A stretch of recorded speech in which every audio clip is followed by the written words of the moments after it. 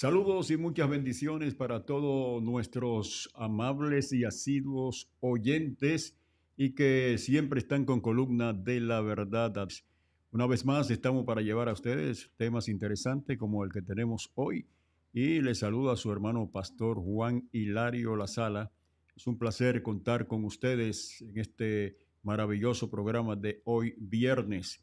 Ya tenemos al pastor Juan Carlos Quiterio con un tema de mucho interés para cada uno de ustedes. Quisiera en este momento maravilloso que nos ha permitido el Señor, decirle que durante la historia de la iglesia cristiana han surgido diversas corrientes y varios movimientos opuestos a la postura teológica que afirma la divinidad de Jesús. La iglesia primitiva muy ardientemente tuvo que contender contra sectas heréticas, grupos que intimidaban esta afirmación bíblica como lo hacían los docetas, esta secta del primer y segundo siglo que postulaba la imposibilidad de que Jesús fuese realmente de carne y hueso, viciados por la idea griega, arriesgándose a reñir con la realidad doctrinal y apostólica. Esta secta que surge en el siglo I con el nombre de Doceta afirma la herejía de que Jesús parecía ser humano, pero que en realidad no era, ignorando lo escrito por Juan en su el capítulo 1. Mis amados, y en esta noche tan importante, queremos decirte que es por eso que en las últimas semanas hemos estado llevando en este podcast, Columna de la Verdad, la serie con el tema Un Salvador Divino, divinamente escogido. Y en las semanas anteriores ya vimos cómo se ha estado desarrollando este maravilloso tema en este programa Columna de la Verdad. En primer lugar, en la primera entrega teníamos la base histórica de los documentos de los siglos 3 y 4 y los credos. Y en segundo lugar, tuvimos la entrega histórica que niega la deidad de Jesucristo, el docetismo, el adopcionismo y el arrianismo. En tercer lugar, tenemos también en esta entrega una base bíblica doctrinal muy importante que podíamos preguntarnos: ¿existen sombras en el Antiguo Testamento de que Jesús sería divino? En segundo lugar, podríamos preguntarnos: ¿algunos profetas anunciaron la divinidad de Jesús? En tercer lugar, podríamos preguntar si la divinidad de Jesucristo es una doctrina de la iglesia. Esto y más lo veremos hoy en Columna de la Verdad. Y tenemos ya al pastor Juan Carlos Quiterio, quien va a estar desarrollando este tema tan importante acerca de la deidad de Jesucristo. Buenas noches y bienvenido. Buenas noches a todos los asiduos oyentes de esta Columna de la Verdad. Este es su podcast semanal. Estamos siguiendo esta serie, agradecidos de Dios que nos ha dado la oportunidad de poder, preparar un material de calidad para llevarle a la iglesia de esta ciudad y, cómo no, de todo el mundo. Por eso, si tú te acabas de conectar, sea en nuestra plataforma de Facebook, así como también a través del YouTube de esta radio 95.5 Aliento, pues te invitamos a compartir la transmisión con otros hermanos. Estamos viviendo tiempos definitivos, estamos viviendo tiempos muy delicados, por lo cual se hace cada vez más necesario que tomemos los lugares relevantes de comunicación de la ciudad o de las ciudades para llevar palabra potable, palabra que sea de buen provecho a la hora del consumo por parte de la iglesia. Por eso que un servidor, Pastor Juan Carlos Quiterio, en compañía del Pastor Juan Hilario La Sala, nos disponemos cada viernes de estar por aquí con ustedes para traer una palabra de parte del Señor, no solamente para nuestra ciudad, sino para todo el mundo que está cubierto por la red de la internet y a cada campo, a cada ciudad, a cada pueblo, municipio, donde llegan las ondas hertzianas del 95.5 Aliento FM para el este de la República Dominicana. Así como decía el Pastor Hilario La Sala hemos estado trabajando este tema, un Salvador divino, divinamente escogido.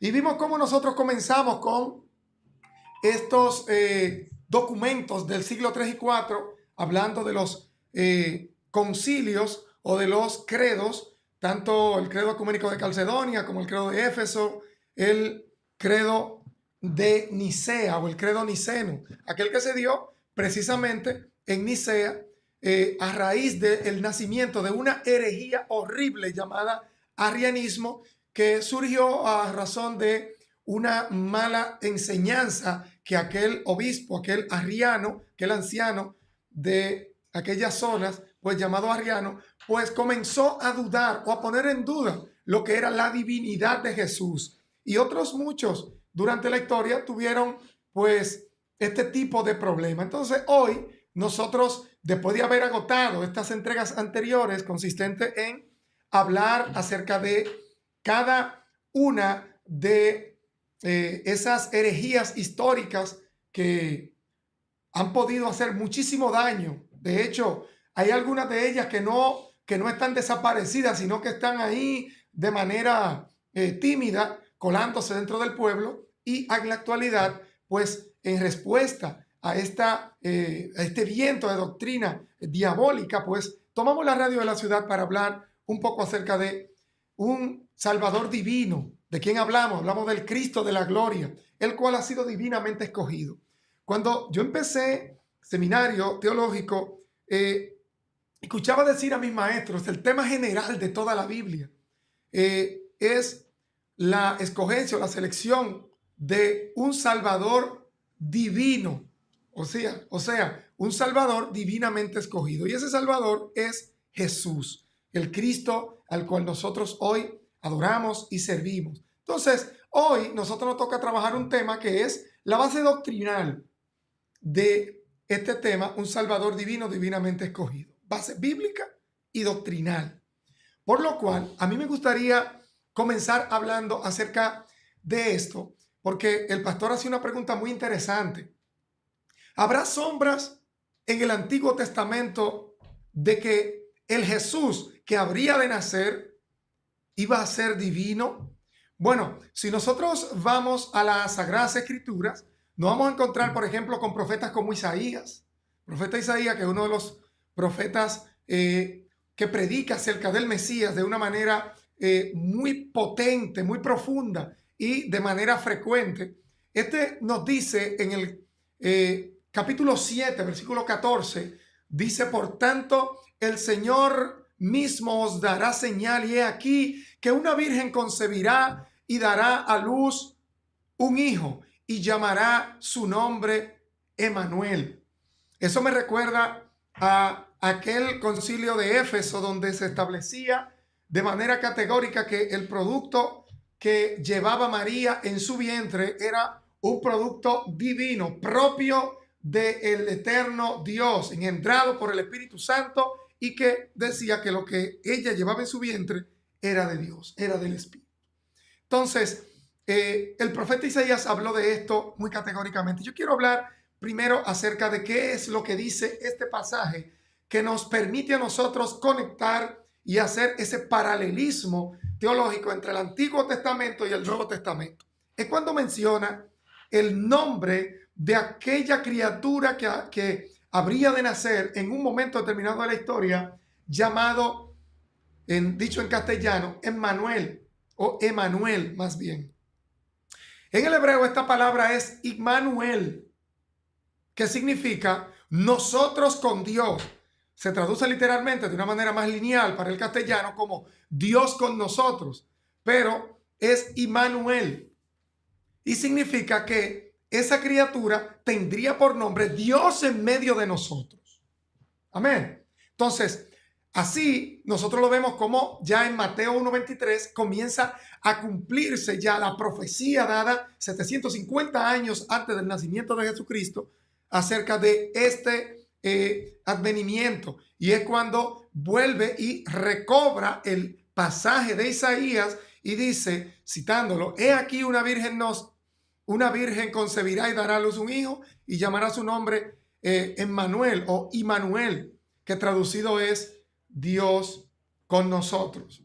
Pero, ¿cómo conecta esto más? Porque Isaías todavía en el capítulo 9, versículo 6, continúa arrojando mucho más luz y material acerca del tema cuando dice, porque un hijo nos es nacido y el principado sobre su hombro. Esto es tremendo lo que está pasando aquí, porque primero le asigna el dominio y el gobierno de las potestades, de toda potestad en el cielo y en la tierra, a ese niño que habría de nacer. Dice que el principado sobre su hombro y su nombre será llamado admirable, Dios fuerte, Padre eterno, príncipe de paz. Dice Isaías 9, versículo 6. Pero ¿qué tiene de interesante este pasaje? Bueno, lo primero es la forma alegórica, como llama a Jesús, con atributos que solamente le corresponden y le han correspondido al Dios Todopoderoso, al Eterno, al Padre o al Abba Kadosh, como lo conocen los hebreos. Dice, será llamado su nombre admirable. ¿Y cómo encontramos nosotros una conexión de la sombra y los tipos del Antiguo Testamento que pueda respaldar lo que está diciendo el profeta Isaías? Estamos hablando de Isaías en el 750 antes de Cristo, profetizando acerca de él. Vámonos a lo que dice el libro de los Jueces, capítulo 13. Libro de los Jueces, capítulo 13, versículo 18, hace referencia a esta nomenclatura con el que se llamaría al que nacería de la Virgen, cuando dice, y el ángel de Jehová respondió. Esto es el ángel de Jehová, es decir, una teofanía. Dios, a través de una teofanía, el Eterno, el Padre, el Abba Kadosh, hablando a través de una teofanía a Manoah, padre de Sansón. Cuando le dice, y el ángel de Jehová respondió, ¿por qué preguntas por mi nombre, que es admirable? A mí me llama muy poderosamente la atención cómo este ángel le hace esta pregunta a Manoah. Cuando le dice en este pasaje, en el hebreo, Vayomer lo melea Jehová lamek set tishalami Yehu Peli. Este término con el que finalizo, Peli, es el término hebreo que se utiliza para decir maravilloso, para decir admirable. Incluso en algunas traducciones se dice como secreto. El ángel le está preguntando a Manoah, ¿por qué tú preguntas ese nombre que es admirable, que es secreto, que está para ti, está encriptado?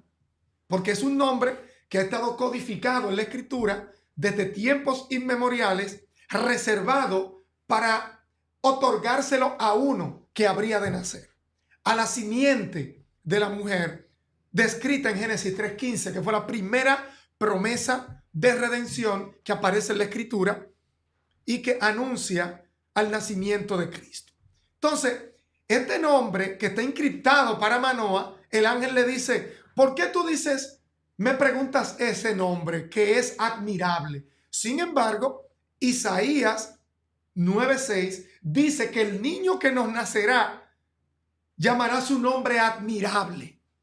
Esa es una alusión, una sombra de cómo el Cristo que habría de nacer tendría esas características divinas que solamente se pueden conocer en el Padre eterno. De hecho, le menciona cuando dice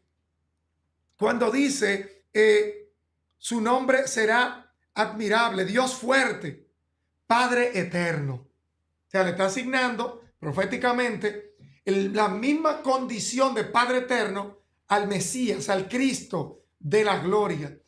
A su nombre sea la gloria por siempre. Pero, ¿qué más hay en el Antiguo Testamento que nos permite a nosotros hablar sobre esto? Bueno, cuando nosotros vemos en Génesis 14, capítulo 14, versículo 18 al 20, nos habla de un personaje llamado Melquisedec, mis hermanos. Melquisedec o Melech Shelem, que es el nombre original, rey de Salem. Melquisedec, que es sacerdote del Dios Altísimo, que para todos los cristianos es reconocido como un tipo de el Cristo, como un tipo de Jesús. Y en esta noche, en Columna de la Verdad, estamos hablando sobre ese Salvador divino, divinamente escogido. ¿Cómo conectamos a Melquisedec con el Cristo? Bueno, Hebreos, la carta a los Hebreos, capítulo 5, versículo 6 al 10, dice también, Cristo no se glorificó a sí mismo, sino haciéndose sumo sacerdote, sino que el que le dijo, tú eres mi hijo, yo te he engrandecido hoy, como también dice en otro lugar, tú eres sacerdote para siempre, según el orden de Melquisedec. Eso es lo que la palabra dice con respecto a Jesús. Estamos hablando ya en el Nuevo Testamento. Estamos citando la carta a los Hebreos, cuyo escritor todavía es motivo de discusión teológica porque es una persona que está muy bien empapado en los asuntos hebraicos, pero que además ha asumido y admitido la fe en el Cristo como Hijo de Dios y como Dios Todopoderoso.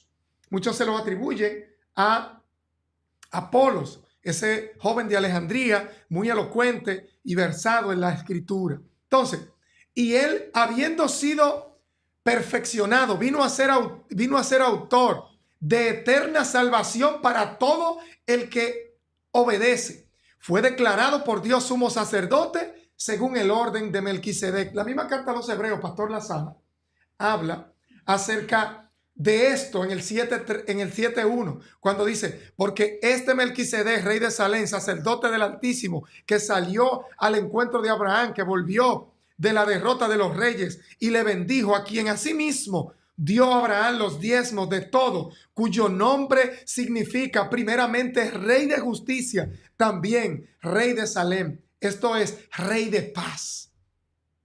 Sin padre, sin madre, sin genealogía, que ni tiene principio de días ni fin de vida, sino hecho semejante al Hijo de Dios, permanece sacerdote para siempre. Vemos cómo esa figura de Melquisedec en el Antiguo Testamento conecta con una alusión profética y una sombra, contestando nuestra primera pregunta que hiciera nuestro pastor Lazada al principio. ¿Existe alguna sombra en el Antiguo Testamento de que Cristo o Jesús sea divino? Bueno, continuamos hablando de Jesús sobre este tema, Salvador divino, divinamente escogido. Con lo que dice Isaías 43:10. Todo un manjar. Yo le pido que usted, si no ha compartido la transmisión, lo haga ahora. Porque es importante para todo aquel que en algún momento ha puesto en duda la divinidad del Cristo, entienda esto. Vosotros sois mis testigos, dice el Señor, y mi siervo, que yo escogí para que me conozcáis y creáis y entendáis que yo soy. Ese nombre fue el nombre que le dijo el Eterno a Moisés allá en el monte Sinaí, pastor, cuando dijo, yo soy. Y es un nombre con autoridad, es decir, una forma de autodenominarse el que tiene la autoridad. Antes de mí no fue formado Dios, ni lo será después de mí. Yo soy el Señor, y fuera de mí no hay quien salve. Entonces, cuando nosotros vemos que Isaías dice que fuera de Dios, es decir, fuera del Eterno, no hay quien salve, anote eso por ahí, porque usted va a ver cómo esto lo va a llevar directamente a Cristo sin ningún tipo de discusión y sin ningún tipo de contratiempo. Entonces el ángel le dijo a María, no temas porque has hallado gracia delante de Dios y ahora concebirás en tu vientre y darás a luz un hijo y llamarás a tu nombre Jesús. Lucas 1:30 y 31. Miren cómo estos pasajes conectan con Isaías 43:10, cuando el ángel anticipa el nombre que recibiría el chico que le nacería. Y Isaías dice que fuera de mí no hay quien salve, hablando Dios mismo. Pero ¿qué pasa? Cuando se cumplieron 8 días para circuncidarle, le pusieron por nombre Jesús, el cual había sido dado por el ángel antes de ser concebido. Este nombre Jesús es el hecho que nos trae a nosotros a conectarlo con Isaías 43:10. Si fuera de Dios no hay nadie más quien salve, y a la criatura que nació de María se le puso Jesús, en hebreo Yeshua, de la raíz Yacha, que significa el Salvador. Si es el Salvador, es por consiguiente el mismo Dios que está hablando a través de Isaías 43:10, porque fuera de él no se conoció otro Dios y fuera de él no hay quien salve. Entonces el ángel le dice a María, le pondrás por nombre al niño el Salvador. Hay que irse un poquito a las raíces, por eso me fui un poco a la raíz hebrea de Jesús, que en castellano suena que no tiene nada que ver con Isaías 43, pero cuando tú pronuncias Yeshua, su raíz es Yasha, que significa el Salvador. Y si Él es el Salvador, Él te puede salvar a ti que me está escuchando, amado amigo o hermano que me escucha, que estás escéptico acerca del Cristo Jesús como Salvador y como Dios. Bendito sea el Dios Todopoderoso. Pero hay más. Dios es redentor. ¿Dónde lo dice? Bueno, así dice Jehová, Rey de Israel y su Redentor, Jehová de los ejércitos. Yo soy el primero, yo soy el postrero, y fuera de mí no hay Dios. Isaías 44:6. Vuelve y enfatiza sobre de que fuera de Dios no hay quien salve, ni hay más Dios. Cuando le vi, dice Apocalipsis 1:7, caí como muerto, y él puso su diestra sobre mí, diciéndome, no temas, yo soy el primero y el último. Cuando Isaías 44:6 dice, yo soy el postrero y yo soy el primero, está expresando el mismo término que hace Apocalipsis capítulo 1, versículo 17. Pero la única diferencia aquí es que a través de Isaías está hablando el mismo Padre Celestial, el Padre. Y en Apocalipsis está hablando el Hijo, atribuyéndose la misma esencia del Padre, diciendo yo soy el primero y yo soy el postrero.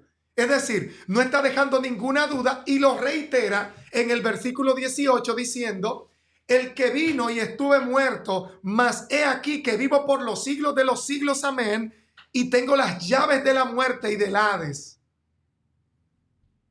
Es poderoso lo que está diciendo el apóstol Juan en su libro escrito en la isla de Patmos.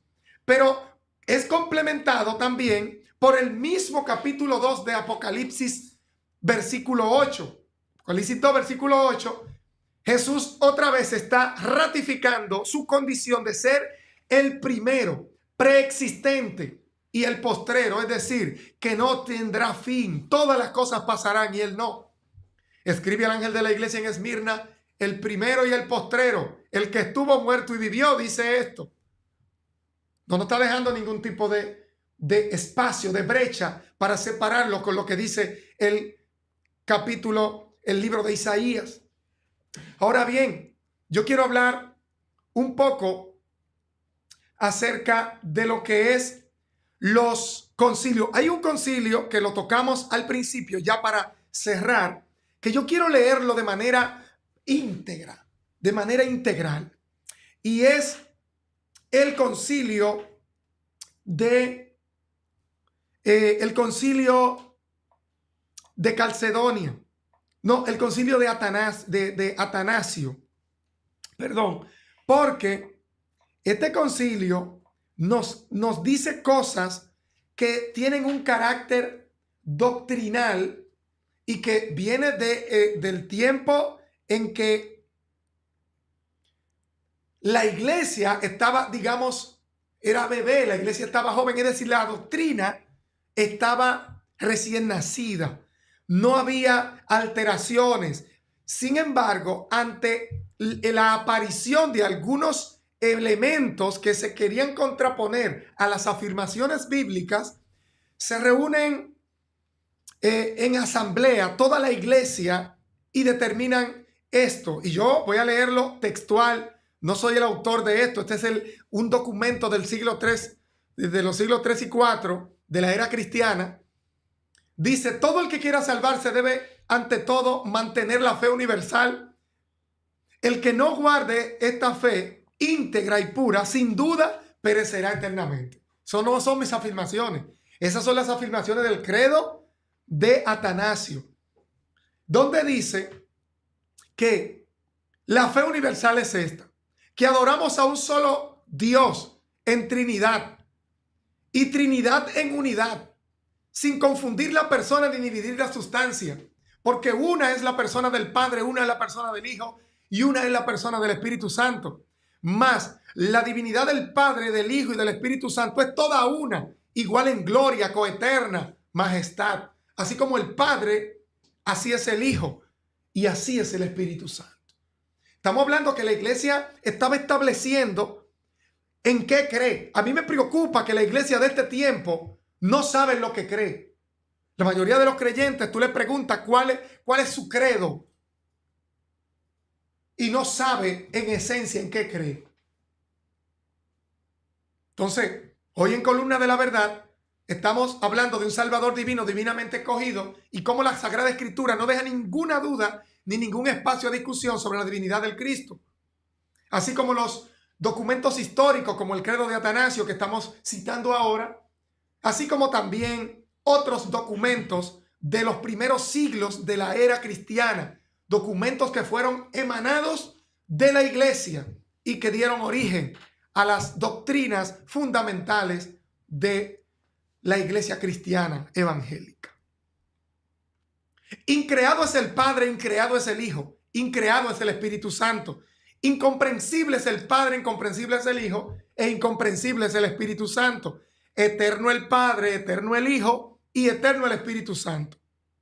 Son tres incomprensibles, no son tres incomprensibles ni tres increados, sino uno increado y un solo incomprensible. Altísimo. Asimismo es el Padre, el Hijo y el Espíritu Santo. Y sin embargo, no son tres dioses.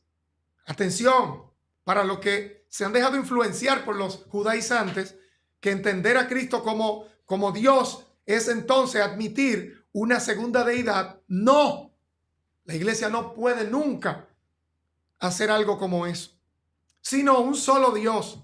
Así también, Señor es el Padre, Señor es el Hijo, Señor es el Espíritu Santo, y sin embargo, no son tres señores, sino un solo Señor, pastores. Un solo Señor.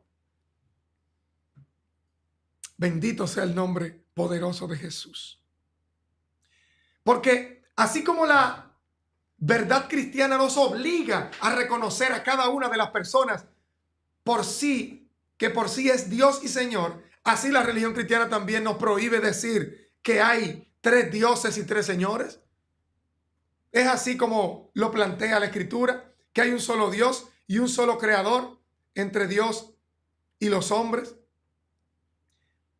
El Padre por nadie es hecho, ni creado, ni engendrado. El Hijo es solo del Padre, no hecho ni creado, sino engendrado. El Espíritu Santo es del Padre y del Hijo, no hecho, ni creado, ni engendrado, sino procedente.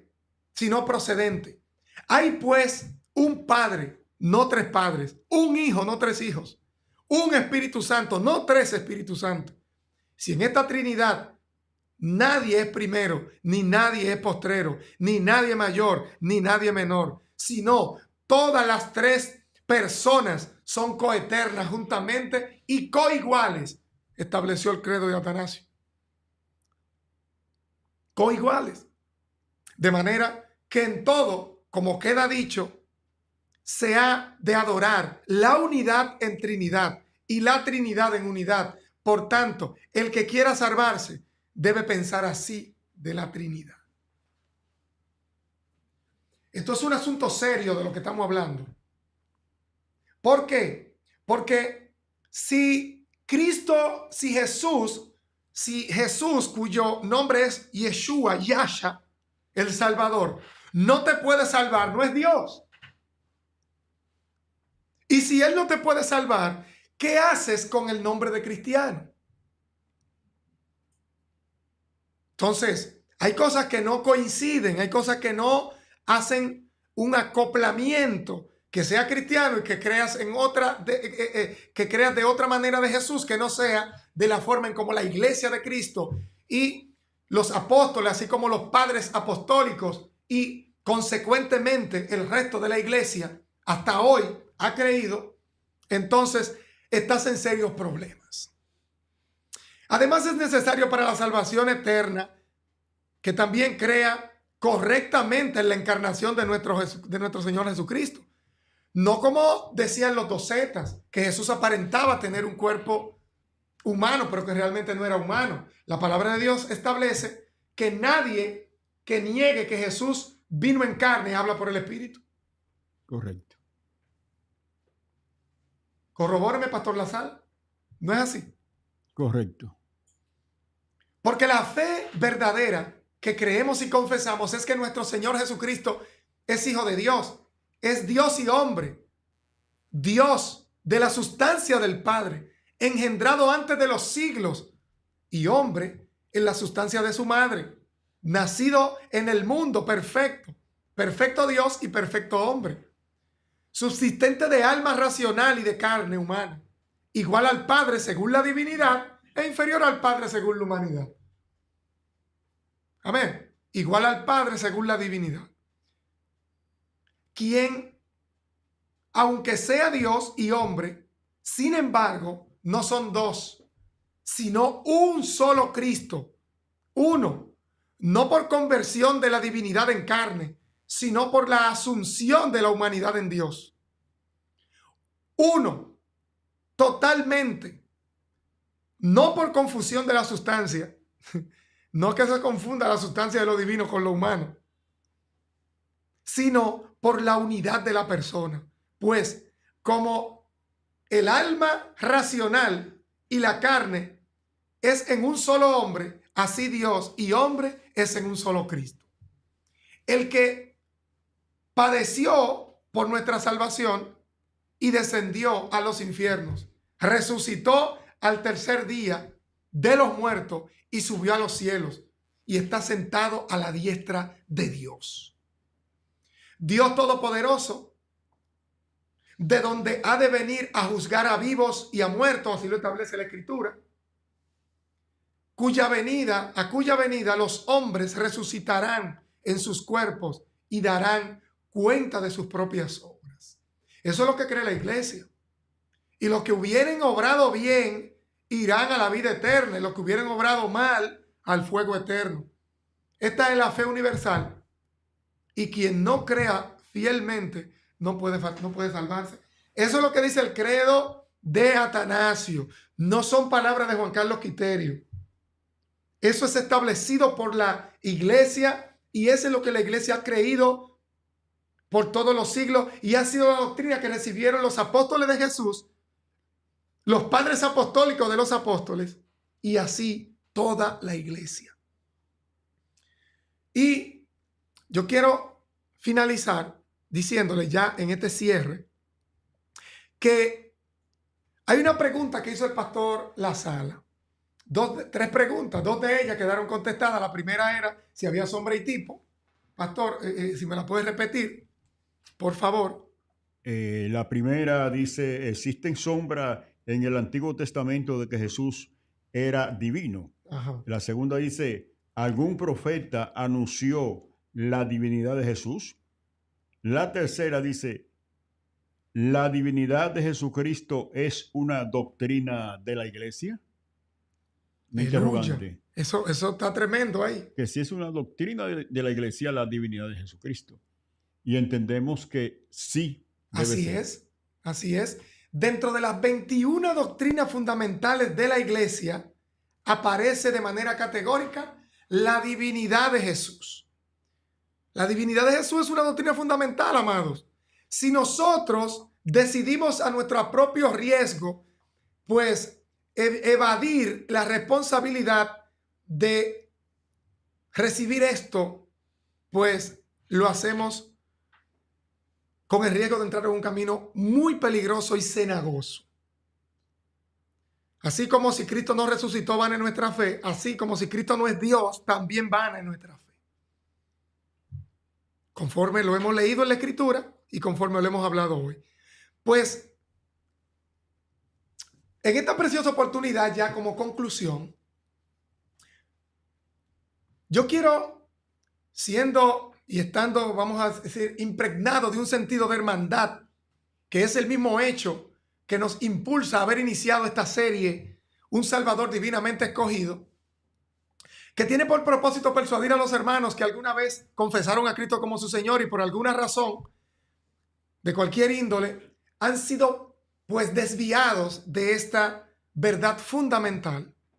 Pues nosotros queremos pues brindar de una manera afable, de una manera clara y dejar colgados en las redes que ahora están transmitiendo este material para la consideración de nuestros hermanos 29 pasajes de la Escritura que afirman de una forma fehaciente que Cristo o que Jesús es Dios. Pastor La Sala me ayuda con nuestro primer pasaje. Mateo capítulo 1 y versículo 23 dice: He aquí una virgen concebirá y dará a luz un hijo, y llamarás su nombre Emmanuel, que traducido es Dios con nosotros. Dice Isaías 43:11: Yo Jehová, fuera de mí no hay Dios quien salve. Yo anuncié y salvé, e hice oír, y hubo entre vosotros, y no hubo entre vosotros Dios ajeno. Vosotros pues sois mis testigos, dice Jehová, yo soy Dios. Nos dice Apocalipsis capítulo 2 verso 8: Y escribe al ángel de la iglesia en Esmirna, el primero y el postrero, el que estuvo muerto y vivió, dice esto. Bendito Dios. Eso es Apocalipsis 2:8. 2:8. Dice la Escritura en Juan 1:3: 1:3. Todas las cosas por él fueron hechas, y sin él nada de lo que es hecho fue hecho. Tenemos también en Juan capítulo 5 los versículos 17, y ahí también combinado con el 18 dice: Y Jesús le respondió: Mi Padre hasta ahora trabaja y yo trabajo. Por esto los judíos aún más procuraban matarle, porque no solo quebrantaba el día de reposo, sino que también decía que Dios era su propio Padre, haciéndose igual a Dios. Por eso os dije que no moriréis en vuestros pecados, porque si no creéis que yo soy, en vuestros pecados moriréis. Juan 8:24. En San Juan capítulo 10 y los versos 30 al 33 resumido dice: Yo y el Padre uno somos. Entonces los judíos, volviendo a tomar piedras para apedrearle a Jesús, respondió: Muchas buenas obras os he mostrado de mi Padre, por lo cual de ellas me apedráis. Le respondieron los judíos diciendo: Por buena obra no te apedreamos, sino por la blasfemia, porque tú, siendo hombre, te haces Dios. Jesús le dijo: ¿Tanto tiempo hace que estoy con vosotros y no me has conocido, Felipe? El que me ha visto a mí ha visto al Padre. ¿Cómo pues dices tú, muéstranos al Padre? ¿No crees que yo soy en el Padre y el Padre en mí? Las palabras que yo os hablo, no las hablo por mi propia cuenta, sino porque el Padre que mora en mí, Él hace las obras. Creedme que yo soy en el Padre y el Padre en mí. De otra manera, creedme por las mismas obras. Si leemos en los Hechos capítulo 4, verso 12, dice: En ningún otro hay salvación, porque no hay otro nombre bajo el cielo dado a los hombres en que podamos ser salvos. Por tanto, mirad por vosotros y por el rebaño que en el Espíritu Santo os ha puesto por obispos para apacentar a la iglesia del Señor, la cual él ganó con su propia sangre. Hechos 20:28. Si leemos en Apocalipsis nuevamente capítulo 5 y los versos 8 y 9, encontramos: Y cuando hubo tomado el libro, los 4 seres vivientes y los 24 ancianos se postraron delante del Cordero. Todos tenían arpas y copas de oro llenas de incienso, que son las oraciones de los santos, y cantaban un nuevo cántico, diciendo: Digno eres de tomar el libro y de abrir los sellos, porque tú fuiste inmolado y con tu sangre nos ha redimido para Dios de todo linaje y lengua y pueblo y nación. Indiscutiblemente grande es el misterio de la piedad. que fue manifestado en carne, justificado en el Espíritu, visto de los ángeles, predicado ante los gentiles, creído en el mundo, recibido arriba en gloria. 1 Timoteo 3:16. Apocalipsis 1:8 dice, yo soy el alfa y la omega, principio y fin, dice el Señor, el que es y que era y que ha de venir, el Todopoderoso. Yo, Jesús, he enviado a mi ángel para daros testimonio de estas cosas en las iglesias. Yo soy la raíz, el linaje de David, la estrella resplandeciente de la mañana. Isaías capítulo 9 y verso 6 dice, porque un niño nos he nacido, hijo nos he dado, y el principado sobre sus hombros se llamará su nombre admirable, consejero, Dios fuerte, Padre eterno, príncipe de paz. Cuando le vi caí como muerto a sus pies y él puso a su diestra sobre mí, diciendo, no temas, yo soy el primero y el último, el que vivo y estuve muerto, mas he aquí que vivo por los siglos de los siglos, amén, y tengo las llaves de la muerte y del Hades. Apocalipsis 1:17 y 18. Isaías capítulo 44 y verso 6. Así dice Jehová, Rey de Israel, y su Redentor, Jehová de los ejércitos, yo soy el primero, y yo soy el postrero, y fuera de mí no hay Dios. Wow, eso está tremendo. Dice la Escritura, porque en él fueron creadas todas las cosas, las que hay en los cielos y las que hay en la tierra, visibles e invisibles, sean tronos, sean dominios, sean principados, sean potestades. Todo fue creado por medio de él y para él. En Juan 1:1 dice, en el principio era el verbo, y el verbo era con Dios, y el verbo era Dios. Para que todo honren al Hijo como honran al Padre. El que no honra al Hijo, no honra al Padre que le envió. Encontramos en Juan 8:58, Jesús le dijo, de cierto os digo, antes que Abraham fuese, yo soy. Jesús dijo, yo soy el camino, la verdad y la vida. Nadie viene al Padre sino por mí. Me conocéis, también a mi Padre conocéis. Y desde ahora le conocéis y le has visto. Juan 14:6. Apocalipsis capítulo 1, 5 y 6.